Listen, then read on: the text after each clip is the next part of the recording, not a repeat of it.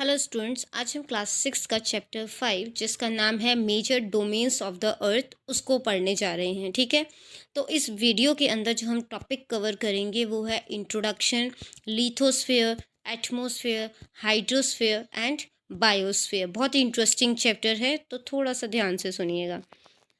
देखो, अर्थ जो है वो सब एक यूनिक प्लेनेट है। यूनिक क्यों है? यूनिक मतलब अनोखा। अनोखा क्यों है? क्योंकि इसके अंदर जो है वो लाइफ सस्टेनिंग जो एलिमेंट्स हैं, ठीक है, जैसे लैंड, वाटर और एयर, वो सारी चीज़ें जो है वो यहाँ पर अवेलेबल है।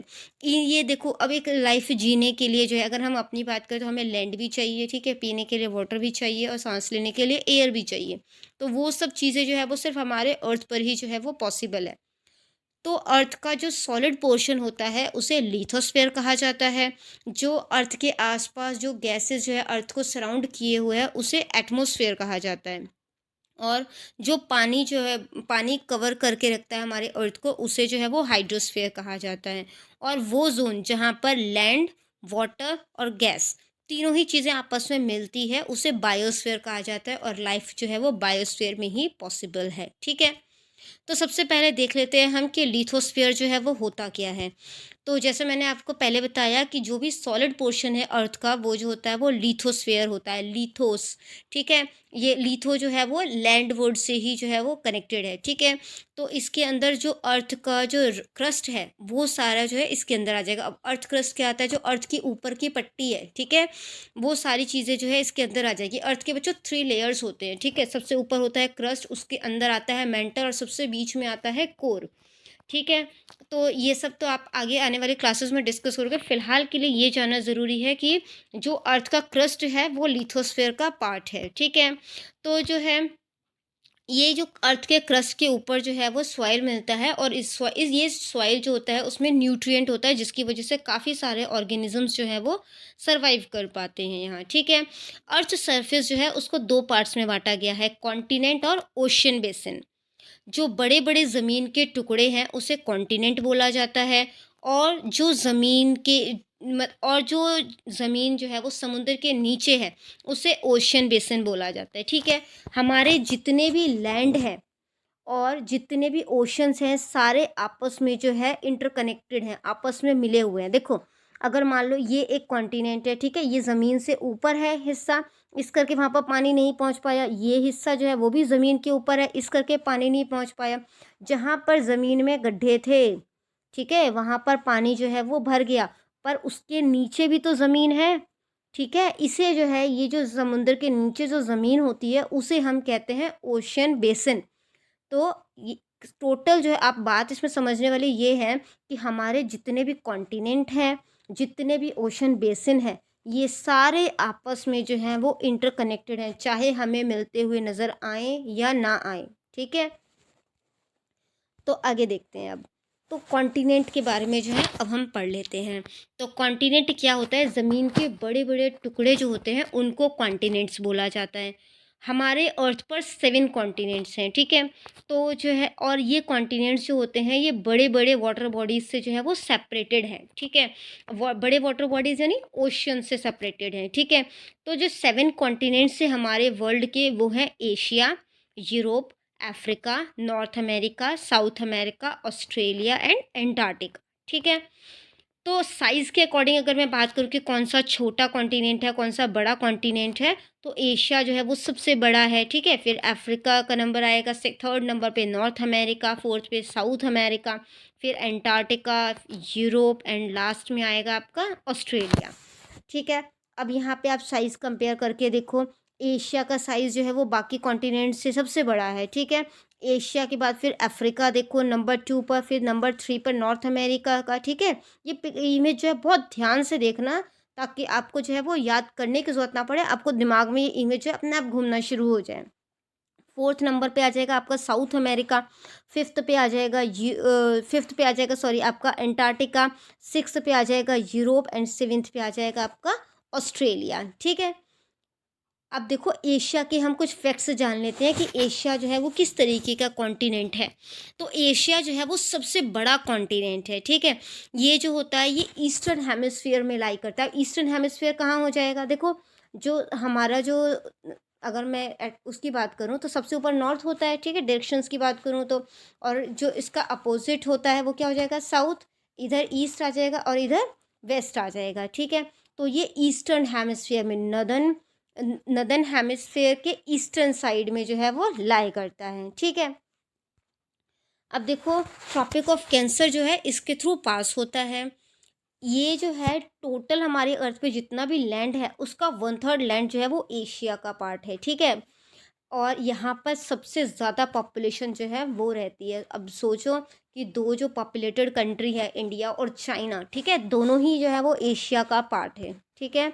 60% जो वर्ल्ड की पॉपुलेशन है वो यहाँ पर रहती है। अगला हम डिस्कस कर लेते हैं अफ्रीका के बारे में। अफ्रीका जो है वो सेकेंड लार्जेस्ट कॉन्टिनेंट है, ठीक है। ये जो है यहाँ पर वर्ल्ड का जो सबसे गर्म प्लेस है इथोपिया, ठीक है, वो अफ्रीका के अंदर है। इक्वेटर जो है वो यहाँ से पास होता है और इस वजह से इक्वेटर के आसपास का एरिया, हमने पिछले वीडियोस में पढ़ा था कि इक्वेटर के आसपास का एरिया जो होता है वो गर्म होता है क्योंकि सनरेज जो होती है वो डायरेक्ट उस पर जाती है, ठीक है। तो अफ्रीका जो है इस करके एक गर्म देश है। वर्ल्ड की सबसे लंबी नदी जो नाइल है, ठीक है, वो यहाँ पर बहती है। वर्ल्ड का जो सबसे बड़ा डेजर्ट है, सहारा डेजर्ट, वो भी यहीं पर है अफ्रीका में। जो वर्ल्ड में जितना भी गोल्ड आता है वो 50%, और वर्ल्ड का डायमंड का 95% जो है वो अफ्रीका जो है उसकी वजह से आता है, ठीक है। अब हम देख लेते हैं ऑस्ट्रेलिया के बारे में। ऑस्ट्रेलिया जो है वो सबसे छोटा कॉन्टिनेंट है, ठीक है। और ये जो है ये एक आइलैंड कॉन्टिनेंट है क्योंकि ये चारों तरफ से पानी से घिरा हुआ है। इसका जो ऑफिशियल नाम है, यानी कि आप इसके अगर पासपोर्ट वगैरह पे देखोगे तो इसका जो ऑस्ट्रेलिया का जो ऑफिशियल नाम है वो है कॉमनवेल्थ ऑफ ऑस्ट्रेलिया। जो 2/3 जगह है ऑस्ट्रेलिया की वो भी डेजर्ट लैंड है, ठीक है। और कंगारूज जो होते हैं वो ऑस्ट्रेलिया की खासियत है और वो यहीं पर मिलते हैं। एंटार्क्टिका। एंटार्क्टिका जो है वो अर्थ का जो है वो सबसे ठंडा प्लेस है, ठीक है। 70% जो अर्थ का फ्रेश वाटर है, ठीक है, यानी कि जो ताज़ा ताज़ा पानी आप कह सकते हो, जो पीने लायक पानी है, ठीक है, वो यहीं पर रहता है, जो कि फ्रोज़न फॉर्म में है, जमे हुए फॉर्म में है। और क्योंकि पानी जो है वो जमे हुए फॉर्म में है तो इसको जो है वो क्या कहा जाता है, वाइट कॉन्टिनेंट भी बोला जाता है। आइस वाइट कलर का होता है ना, इस करके इसको वाइट कॉन्टिनेंट भी या फ्रोज़न कॉन्टिनेंट भी बोला जाता है, ठीक है। यहाँ पर कोई टाइम जोन जो है इस कॉन्टिनेंट में नहीं है। यहाँ पे परमानेंट सेटलमेंट नहीं है क्योंकि यहाँ पे सरवाइव करना बहुत ज़्यादा मुश्किल है, क्योंकि यहाँ पर टेम्परेचर जो है वो ज़ीरो से काफ़ी नीचे चला जाता है, जिसकी वजह से यहाँ पर लाइफ जो है सस्टेन करना पॉसिबल नहीं है। लेकिन हाँ, साइंटिस्ट कुछ रिसर्च वगैरह के लिए यहाँ पर अपने लैब्स वगैरह जो है वो बनाए हुए हैं। ये जो है ये भी सदर्न हेमिस्फीयर का पार्ट है। यूरोप। यूरोप जो है वो एशिया से कनेक्टेड है, आपने मैप में देखा था, ठीक है। वो यहाँ पे एशिया से जो है वो यूराल माउंटेन और कैस्पियन सी के थ्रू जो है वो सेपरेट होता है।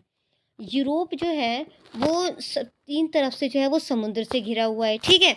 अब मैंने आपको पिछले उसमें बताया था कि क्या यहाँ पे नॉर्थ आ जाएगा आपका, यहाँ पे ईस्ट, सॉरी, यहाँ पे आपका आ जाएगा नॉर्थ, यहाँ पे ईस्ट, यहाँ पे साउथ, यहाँ पे वेस्ट। तो मेडिटेरियन सी जो है वो उसके साउथ में आ जाता है, ठीक है। अटलांटिक ओशन जो है उसके वेस्ट में आ जाता है और आर्टिक ओशन जो है वो इसके नॉर्थ में आ जाता है, और ईस्ट साइड में ये कनेक्टेड है एशिया से, ठीक है। अब इसमें जो है वो आर्टिक सर्कल जो है इसके थ्रू पास होता है। ये जो है वो एशिया के वेस्ट में है, ठीक है। North America. नॉर्थ अमेरिका में 5 टाइम जोन्स आता है, यानी आपको यहाँ पर 5 अलग अलग तरीके का टाइम जो है वो दिख सकता है, ठीक है। और ये सिर्फ ये एक एकलौता ऐसा कॉन्टिनेंट है जहाँ पे हर तरीके का क्लाइमेट है। यहाँ पर जो सब पानी, फ्रेश पानी की जो लेक है, ठीक है, जो कि वर्ल्ड की सबसे बड़ी है, जिसका नाम है लेक सुपीरियर, वो इसी कॉन्टिनेंट में है। ये 3rd नंबर का सबसे बड़ा कॉन्टिनेंट है और ये नदर्न वेस्टर्न हेमिस्फीयर में लाई करता है, ठीक है। नदर्न हेमिस्फीयर अर्थ के इक्वेटर जो है वो दो टुकड़ों में बांटेगा, ईस्टर्न सॉरी नदर्न हेमिस्फीयर और सदर्न हेमिस्फीयर, तो नॉर्थ साइड के वेस्ट पार्ट में जो है ये है, ठीक है। South America. साउथ अमेरिका जो है वो सदर्न हेमिस्फीयर में है और साउथ के वेस्ट पार्ट में है, ठीक है। ये 4th लार्जेस्ट कॉन्टिनेंट है और ये जो है अटलांटिक और पैसिफिक ओशन के बीच में पड़ता है। ये जो है वो नॉर्थ अमेरिका से कनेक्टेड है इस्थ्मुस ऑफ पनामा के थ्रू, ठीक है। वर्ल्ड की जो सबसे बड़ी नदी है अमेज़न, वो यहाँ पर जो है वो बहती है। हाइड्रोस्फीयर, अब हाइड्रोस्फीयर जो है वो मैंने आपको बताया कि जितने भी पानी का फॉर्म है, किसी भी फॉर्म में पानी, वो सारा हाइड्रोस्फीयर का पार्ट है, ठीक है। अब इसके अंदर जो है वो ओशंस आ सकते हैं, रिवर्स आ सकता है, लेक्स आ सकते हैं, ठीक है। अब इसके अंदर जो है वो ग्लेशियर्स में जो आइस है वो भी पानी का ही पार्ट है, ठीक है, वो भी आ सकता है। हवा के अंदर जो वाटर वेपर है वो आ सकता है, और जो ज़मीन के नीचे पानी है वो सारा ही जो है वो हाइड्रोस्फीयर का पार्ट है। 97% जो पानी है अर्थ का वो ओशन में है, और ये बहुत ही ज़्यादा नमकीन है, जिस वजह से इसे यूज़ नहीं किया जा सकता पीने के लिए, ठीक है। ओशियंस जो है वो, अब ओशियंस के बारे में देख लेते हैं। जो ओशियंस होता है वो हाइड्रोस्फीयर का मेन पार्ट है, ठीक है। ज़्यादातर पानी जो है वो हमारे ओशियंस में ही अवेलेबल है।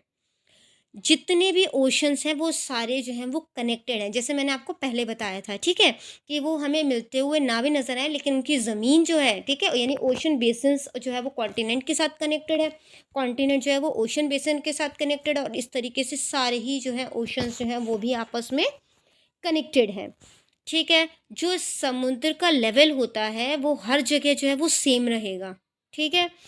जो एलिवेशन है, कोई ज़मीन जो है, हम बोलते हैं कि आपने रेलवे स्टेशन पे भी देखा होगा, समुद्र से ऊंचाई इसकी वो किस तरीके से नापा जाता है। जो समुद्र का लेवल होता है वो हर जगह क्योंकि सेम है, उसको हम ज़ीरो मानकर चलते हैं, ठीक है।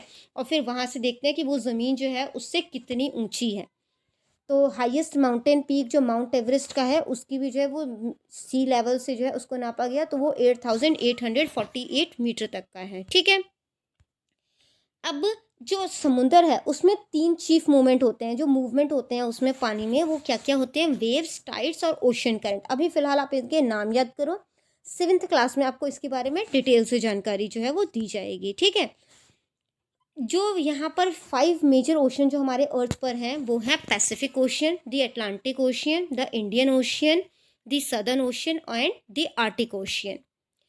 तो सबसे पहले उनके साइज़ के अकॉर्डिंग हम नाम याद कर लेते हैं। सबसे पहला आ जाता है पैसिफिक ओशियन, फिर आ जाता है अटलांटिक ओशियन, फिर इंडियन ओशियन, सदर्न ओशियन और आर्टिक ओशियन, ठीक है। देख लो मैप में भी आप, Arctic ocean, Indian ocean, southern ocean, Atlantic ocean और पैसिफिक ओशियन। अब पैसिफिक ओशियन के बारे में थोड़ी सी जानकारी ले लेते हैं। पैसिफिक ओशियन जो होता है वो सबसे बड़ा ओशियन है, ठीक है। ये जो है पूरे टोटल लैंड का जो है वो 1/3 कवर जो है वो इस पार्ट में है। मरीना ट्रैंक जो दुनिया का सबसे डीपेस्ट पार्ट है वो यहीं पर जो है वो लाई करता है, ठीक है। ये सर्कुलर शेप पे है। एशिया, ऑस्ट्रेलिया, नॉर्थ और साउथ अमेरिका जो है वो इसके आसपास जो है वो है।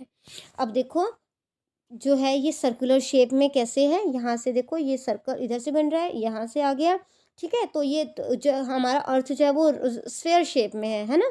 तो अगर इसको आप गोलाई में लोगे तो ये एक सर्कल का फॉर्म बनेगा।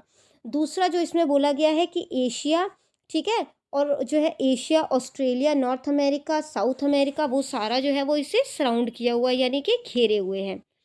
अगला है the Atlantic ocean. Atlantic ocean जो होता है वो सेकेंड लार्जेस्ट ओशन है वर्ल्ड का, और ये जो है ये एस शेप में है। ये नॉर्थ और साउथ अमेरिका से वेस्ट साइड में जो है वो घिरा हुआ है, और ईस्टर्न साइड में यूरोप और अफ्रीका से, ठीक है।